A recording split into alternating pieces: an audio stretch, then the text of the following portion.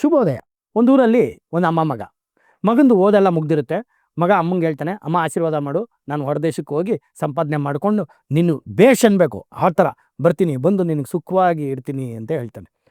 ಹೋಗ್ತಾನೆ. 1 ವರ್ಷ ಆಗಿರುತ್ತೆ. ಅಮ್ಮ ಕೇಳ್ತಾಳೆ, ಮಗ ಯಾವಾಗ ಬರ್ತಾ ಇದೆಯಾ ಅಂತ. ಇನ್ನೊಂದು ಸ್ವಲ್ಪ ಅಮ್ಮ ಸಂಪಾದನೆ ಮಾಡ್ಕೊಂಬಂದ್ಬಿಡ್ತೀನಿ. 2 ವರ್ಷ ಕಳೆಯುತ್ತೆ. ತಿರ್ಗಿ ಫೋನ್ ಮಾಡ್ತಾಳೆ, ಮಗ ಯಾವಾಗ ಬರ್ತಾ ಇದೆಯಾ, ಇನ್ನೊಂದು ಸ್ವಲ್ಪ ಅಮ್ಮ ಸಂಪಾದನೆ ಮಾಡ್ಕೊಂಬಂದ್ಬಿಡ್ತೀನಿ. ಹೀಗೆ ಪ್ರತಿ ಸತಿ ಫೋನ್ ಮಾಡಿದಾಗಲೂ, ಅಮ್ಮ ಬರ್ತೀನಿ, ಸ್ವಲ್ಪ ಸಂಪಾದನೆ ಮಾಡ್ಕೊಂಬಂದ್ಬಿಡ್ತೀನಿ, ಸಂಪಾದನೆ ಮಾಡ್ಕೊಂಬರ್ತೀನಿ. 10 ವರ್ಷ ಕಳೆದುಬಿಟ್ಟಿರುತ್ತೆ. ಒಂದಿನ ಫೋನ್ ಬರುತ್ತೆ. ಫೋನ್ ಬಂದಾಗ ಹಲೋ ಅಂತಾನೆ. ಆವಾಗ ನಿಮ್ಮ ತಾಯಿಯವ್ರನ್ನ ಇಲ್ಲಿ ಹಾಸ್ಪಿಟ್ಲಲ್ಲಿ ಅಡ್ಮಿಟ್ ಮಾಡಿದ್ದಾರೆ, ಈಗಲೋ ಆಗಲೋ ಅನ್ನೋ ಥರ ಇದ್ದಾರೆ, ದಯವಿಟ್ಟು ಬರ್ತೀರಾ ಅಂತ.